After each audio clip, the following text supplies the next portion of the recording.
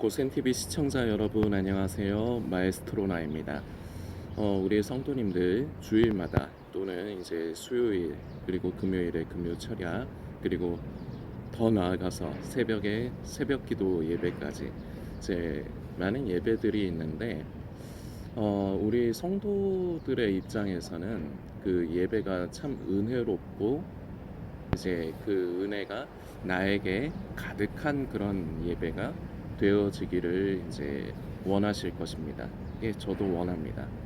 자, 그런데 이제 우리 성도님들 중에 예배를 드리는데 예배 가운데 은혜가 없고 감격이 없고 이런 부분 때문에 이제 고민을 하시는 이제 성도님들이 반드시 계실 겁니다.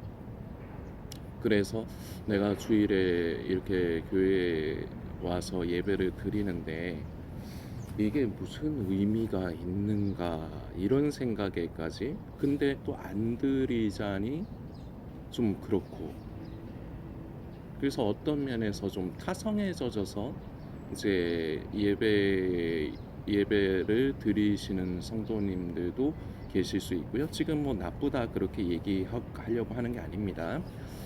그러실 수도 있고 그리고 여기에서 이제 파생되는 문제인데 그러다 보니까 내가 현장에서 예배드리나 온라인으로 예배드리나 그게 그거 아닌가 뭐 마음이 중요한 거지.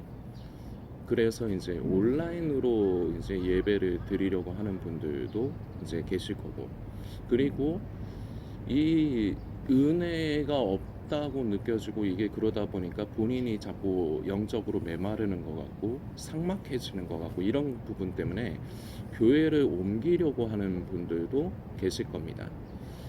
먼저 교회를 옮기려고 하시는 분들께 먼저 말씀을 드리고 싶은 거는 내가 교회를 옮길 수 있습니다. 하나님의 인도하심을 만지면서 내가 떠나야 할 곳이면은 하나님이 언젠가는 떠나게 하세요. 그런데 그 전에 중요한 게 있습니다. 하나님께서 이런 교회, 내가 지금 떠나려고 하는 교회에 왜 내가 이 교회를 섬기게 하셨는가? 나를 왜 이 예배의 자리로, 이 교회에서의 예배의 자리로 인도하셨는가의 문제를 만져보셔야 됩니다. 보통 교회를 이제 떠나려고 하시는 분들은 교회의 이제 불의한 모습, 교회가 타락하고 목회자가 부패하고 뭐 이런 부분들 때문에 대부분 교회를 이제 옮기시려고 하지만 오늘 말씀드리는 이제 은혜가 없어 예배를 드리는데 감격이 없고 은혜가 없어서 그런 교회 나에게 은혜를 주고 예배 가운데 은혜가 있고 나에게 감격이 일어나는 그런 교회를 이제 찾아서 가시려고 하는 부분이 있을 수 있는데요. 오늘 결국 이 은혜라는 것이 무엇인가를 나누기 전에 먼저 교회를 옮기는 것은 늘 고센TV를 통해서 말씀드렸지만 신중하셔야 됩니다. 옮길 수 있어요. 그리고 옮겨야 할 때는 옮겨야 돼요. 그러나 신중해야 된다는 거죠. 말씀드렸듯이 왜 하나님께서 내가 이 교회를 섬기게 하셨는가? 하나님께서 그럼 예를 들어서 교회가 만일에 뭐 불의한 모습을 가지고 있고 이게 현실이니까요. 안타깝지만 그런 모습이 있다 할지라도 목회자가 좀 타락하고 좀 그런 부분이 있다 할지라도 성도님을 통해서 무언가 하시고자 하는 일이 있을 수도 있습니다. 그런데 그 일이 아주 거창한 게 아니라요. 예를 하나 들어볼게요. 그 교회에 있는 어떤 성도 중에 하나님께서 성도님에게 부담을 주시는 성도가 있을 수 있어요. 그래서 그 영혼을 잘 케어하고 그 영혼을 위해서 기도하고 이런 역할이 있기 때문에 성도님이 그 교회의 이제 성도로서 하나님께서 인도하셨을 수도 있다는 겁니다. 저는 예 중에 하나를 든 거예요. 그래서 중요한 것은 교회를 떠나려고 하기 전에 하나님께서 애초에 내가 왜 이 교회를 섬기게 하셨는가 그 뜻을 기도로 만지는 것이 가장 중요합니다. 자, 그리고 이제 오늘 영상이 이제 본론인데요. 성도님들께서 다시금 생각해 보셔야 될 게 있습니다. 은혜 받는다는 게 뭡니까? 대답을 하시기가 곤란하실 텐데 제가 이렇게 말씀드려 볼까요? 내 감정의 변화가 있는 것을 은혜라고 한다. 이거에 동의가 되시는 분들 잘못 생각하신 겁니다. 죄송한데 은혜는 감정이 아니에요. 두 가지 문제점들을 이제 성도들에게서 이제 찾아볼 수 있는 이제 그 큰 문제들인데요. 첫 번째가 바로 은혜를 감정의 영역으로 받아들인다. 이게 무슨 말이냐? 내 마음이 뭐 기쁘다든지 뭔가 뭐 훈훈하다든지 뭔가 상쾌하다든지 뭐 이런 감정의 변화가 있는 것이 예배란다. 은혜라고 생각을 하신다는 겁니다. 그런데 그렇지 않습니다. 은혜하고 감정하고는요 전혀 상관이 없다고 말씀을 드릴 수는 없어요. 우리가 은혜 받았을 때 분명히 나타나는 현상 중에 기쁨이 있을 수도 있고요, 마음이 상쾌할 수도 있습니다. 그런데 그렇게 되어야만 그것이 은혜다라고 말할 수는 없어요. 은혜는 감정이 아닙니다. 자, 그리고 두 번째는요, 초점을 자신에게 맞추기 때문에 은혜를 받으려고만 하는 문제점을 가지고 있지는 않은가. 그래서 예배를 드리는 목적이 내가 은혜 받기 위해서 여기에 초점을 맞추고 계시지 않은가. 그래서 이제 예배 가운데 은혜가 없고 내 영이 왠지 마르는 것 같고 뭐 그런 이제 생각들을 이제 하실 수 있을 텐데, 방금 전에 말씀드린 요 두 가지 문제를 다시금 기억하시고 되새기시고 생각하셔야 됩니다. 첫 번째, 감정이 아니다라는 것. 예배는요, 내가 예배를 드릴 때마다 주의 종을 통해서 말씀을 하나님께서 주시잖아요. 그런데요, 내가 마음의 심령의 상태에 따라서 그 말씀이 나에게 주시는 말씀인데 나에게 주시는 말씀인 줄 못 알아먹는 경우가 많습니다. 저희 교회도 보면 그래요. 그런데 말씀을 듣기 전에 우리는 항상 그 사모하는 심령이 중요합니다. 주님, 오늘도 저에게 말씀해 주시고 제 영의 귀가 열려서 나에게 주시는 그 세미한 음성을 듣게 하시고, 그리고 그 음성이 내 마음밭에 잘 심겨지게 하시고, 그리고 내가 그 말씀의 의도, 하나님께서 나에게 주시는 그 뜻을 분명하게 잘 만지게, 제대로 만지게, 내 마음대로 해석하는 게 아니라 아버지의 뜻을 잘 만지게 해주시길 우리는 기도하고 사모하는 심령으로 예배를 드리는 것이 중요하고요. 그 말씀을 들을 때 말씀이 항상 나를 기쁘게만 한다고 하면은 그거는 뭔가 좀 이상하다고 좀 볼 수 있습니다. 왜냐하면요, 우리 아버지시지 않습니까, 하나님께서. 그래서 우리가 자식이다 보니까요, 부모의 마음과 똑같은 거예요. 기본적으로는 자식이 잘하고 그러면요, 부모는 마음이 기쁘면서 자식에게도 자꾸 칭찬하고 좋게만 하겠죠. 그런데 자식이 때로는 부모에게 거역하고 반항하고 그리고 잘못된 길을 가고 잘못된 일을 할 수가 있습니다. 그러면요, 부모는 그 부분에 대해서 분명히 경고를 하고 그리고 더 나아가서는 체벌을 할 수도 있는 거예요. 우리에게 이제 주의 종을 통해서 말씀을 주시는 것도요, 내가 잘못하고 있으면요, 잘못하고 있다고 말씀을 하세요. 그 귀 진짜 사모하는 심령으로 준비하고 말씀을 들을 때, 나에게 들었을 때 그것이 나에게 좀 부담감, 나에게 주시는 말씀이기 때문에 칭찬이 아니라 경고하고 경계하게 하시는 말씀이기 때문에 그게 나에게 부담으로 느껴질 수 있다는 겁니다. 자, 그러면은 왠지 은혜 받은 게 아니라 뭐 나에게 하시는 말씀이 아닌 것 같기도 하고 이런 식으로 해석을 해버릴 수가 있는데요, 이거 자체가 은혜입니다. 내가 좀 부담스럽고 듣기 거북하지만 내 양심 가운데 성령님께서 두드리셨다는 것 자체가 이미 그게 은혜라는 거예요.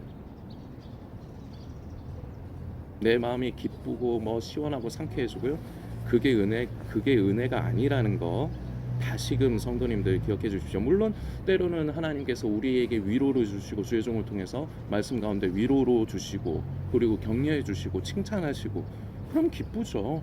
그래서 어떤 면에서는 우리의 감정의 영역에도 영향을 끼치기는 합니다. 그러나 은혜와 믿음은 감정이 아니에요. 믿음도 그렇고요. 우리는 오직 의인은 믿음으로 말미암아 산다 그랬지 감정 따라 산다고 그러지 않거든요. 이거에서 제일 실수하는 부분이고요. 그리고 두 번째 말씀드렸던 내가 은혜를 받기 위한 목적, 그러니까 나 자신이 무언가를 얻기 위한 목적으로 그동안 예배를 드리셨던 분들, 요 근래에 말씀드린 적이 있지만요, 예배의 진정한 의미는요 섬김에 있습니다. 섬기고 봉사한다는 데 있어요. 예배는 하나님께 올려드리는 것입니다. 그래서 하나님께서 그 예배를 기뻐 받아주시기를 우리는 기도해야 되고, 우리는 마음으로 준비하고 직접적으로 준비를 해야 되는 것입니다. 하나님께서 기뻐 받아주시기를, 그게 예배의 원래의 목적이고요. 그게 본질입니다. 그런 가운데서 하나님께서 우리에게 긍휼을 베푸시고 우리를 사랑하시기 때문에 우리에게 말씀하실 때 우린 그 말씀에 청종해야죠. 내가 듣고 싶은 말씀이건 듣기 싫은 말씀이건 청종해야죠. 청종했을 적에 다시금 말씀드리지만 그거 자체가 은혜이고요. 그리고 더 나아가서 내가 뭔가 그 예배를 통해서 얻으려고 하는 것뿐만 아니라 나는 이 예배를 위해서 무엇을 할 수 있을까? 저를 그냥 예를 들게요. 저는 이제 성도님들 이제 아시는 분은 아시다시피 이제 성악을 전공한 사람이에요. 그래서 저희 교회에서는 제가 노래를 제일 잘합니다. 성악을 했다고 노래를 제일 잘한다는 게 아니라 그냥 이제 다 보잖아요. 그 우스갯소리 반 섞어서 하는 거예요. 노래를 제일 잘하는데 저도 이제 음악하는 사람의 기질이 있다 보니까 이제 앞에 나서서 뭔가 하고 싶고 사람들 앞에서 노출되고 싶고 예전에 그런 게 있었는데 지금은 이제 그런 거와 완전히 정반대적인 부분으로 예배를 섬기고 있어요. 그 성도석에 그냥 예배 드리는 자리에 앉아서 그냥 앞에 나서지 않고요. 마이크로만 가지고 찬양을 일부 예배 때 찬양을 인도하시는 목사님을 도와서 이제 찬양을 같이 드리고 있습니다. 저도 예배의 한 부분을 담당을 하는 거죠. 근데 그러면서 이제 목사님의 마이크 상태는 어떤가, 이제 그거를 이제 다른 이제 교육자분들이 신경을 쓰셔야 되는데 그걸 좀 잘 신경을 못 쓰시는 것 같아서 제가 그나마 귀가 조금 밝으니까 전체적으로 스피커에서 나오는 음향 상태, 그리고 목사님이 이렇게 뭐 멘트를 하고 말씀을 하시는데 표정이 좀 안 좋다 그러면 이거 모니터가 지금 안 좋은 건가? 저는 예배 드리는 가운데서 말씀을 들으면서도요 그런 것까지 계산해가면서, 그리고 정 안 된다 싶으면은 바로 휴대폰을 들어가지고 제가 문자로 음향 간사한테 문자를 넣어요. 뭔가 좀 이상하다, 뭐 좀 조절해달라, 제가 이렇게 좀 부탁을 해요. 그러다 보니까 좀 저는 어떻게 보면은 다른 성도님들보다는 예배 드릴 때 좀 생각이 좀 분주해요. 왜냐하면은 저 자신만을 위해서 뭐 이렇게 말씀에 집중만 하는 게 아니라 전체적인 예배를 위해서 목사님이 말씀 전하시는데 이게 음향 상태가 안 좋은 건가, 이런 것까지 신경을 쓰고, 그리고 찬양을 드릴 때도요. 저희 일부 예배 때 반주하시는 선생님이 제법 이제 잘 하시는 분이시거든요. 그리고 활동하시는 선생님이신데 제가 듣기로는 목사님 사모님이시래요. 저희 교회 목사님 사모님은 아닌데 타 교회 이제 목사님 사모님이신데 이제 피아니스트로서 그리고 이제 반주자로서 이제 활동을 많이 하시는 분인가 봐요. 그런 분이신데 이분은 이제 예배를 드리는 그 앞에 이제 찬송을 드리는 가운데서 반주를 조금 느리게 하시는 경향이 있어요. 왜 그렇게 하시냐면은 7시 50분부터 찬양을 드리기 시작하는데 8시에 이제 목사님이 나오셔서 이제 이제 말씀을 전하시기 이제 시작을 하거든요. 그런데 그 7시 50분부터 8시까지 10분 동안의 시간을 계산을 해서 하시는 건데, 근데 그러면은 또 문제가 있어요. 저는 노래를 하는 사람이잖아요. 그러다 보니까 이렇게 하면은 노래하는 사람들이 힘들어. 그래서 저는 이렇게 템포를 땡겨서 해요. 템포를 땡겨서 하는데 반주자가 같이 좀 따라와주면 좋은데 안 따라와주고 반주자는 자기 템포대로만 반주를 해요. 그래서 조금씩 엇나가는데, 그래서 저는 제가 그냥 제 생각을 막 밀어붙이고자 하는 그런 게 아니고, 너무 그렇게 하면 이게 찬송을 드리는 회중들이, 저는 느리게 하건 어떻게 하건 괜찮아요. 저는 상관없는데 회중들이 이제 성도들이 힘들 수 있으니까 땡겨야 된다는 그런 입장이거든요. 근데 이제 반주자는 생각이 다른 거예요. 근데 이렇게 그러니까 이런 것 저런 것 하나 생각하면서 그럼 결국은 어떻게 해야 되나? 결국은 이제 이게 너무 또 템포가 서로 다르면은 이게 더 오히려 이상할 수 있으니까 차라리 그러면은 그냥 내가 반주자한테 맞춰주는 게 좋은가? 그래서 저번 주에는 그 반주자한테 그냥 제가 맞춰줬어요.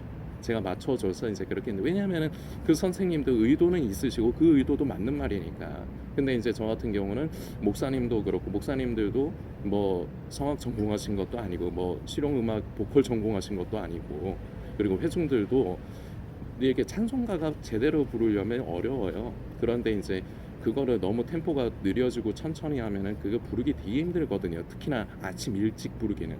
그런데 이런 걸 생각했을 때는 그렇지만 또 반주자하고 저하고 불협이 나면은 그게 더 오히려 예배 가운데 방해가 될 수 있겠다. 이제 그런 생각을 해서 이제 그렇게 하는데 제가 지금 제 얘기를 말씀드린 거는 이만큼 저도 예배 가운데 이런저런 것들을 이제 생각을 하면서 하다 보니 좀 분주하다는 겁니다. 그런데 이런 것 하나하나가 결과적으로 예배를 이루는 거예요. 성도님들이 내가 그냥 그저 말씀 듣고 내가 받으려고만 하면요. 결론입니다만 앞으로도 은혜 못 받으실 거예요. 감정의 영역으로 치우쳐서도 안 되지만 앞으로도 은혜가 없을 겁니다. 예배의 본질로 돌아가셔야 됩니다. 섬기는 것. 내가 이 예배를 위해서 무엇을 할 수 있을까? 내가 교회에서 이 예배를 원활하게 진행하기 위해서 내가 해야 될 것은 무엇인가? 그런 것을 사모하시고 찾으시고 기도하시면서 섬겨 보십시오. 그러다 보면요. 그것이야말로 바로 이게 은혜였구나 라는 것을 깨달으실 수 있는 그런 계기가 되실 것 같습니다. 오늘 이제 성도님들께 왜 예배 가운데 나는 은혜를 못 받는가? 왜 우리 교회는 은혜가 없는가? 그 교회 탓하지 마십시오. 성도님 스스로에게 문제가 있지는 않았는가? 이걸 먼저 확인을 하십시오. 여기에서 시작을 해야 되는 거예요. 남 탓하기는 쉬워요. 그러나 남 탓을 하기 이전에 나에게 문제가 있지는 않았는가? 이렇게 돌아볼 수 있는 것이 바로 성숙한 신앙인이라고 할 수가 있겠습니다. 성도님들께서 계속해서 묵상해 주시길 부탁드리겠습니다.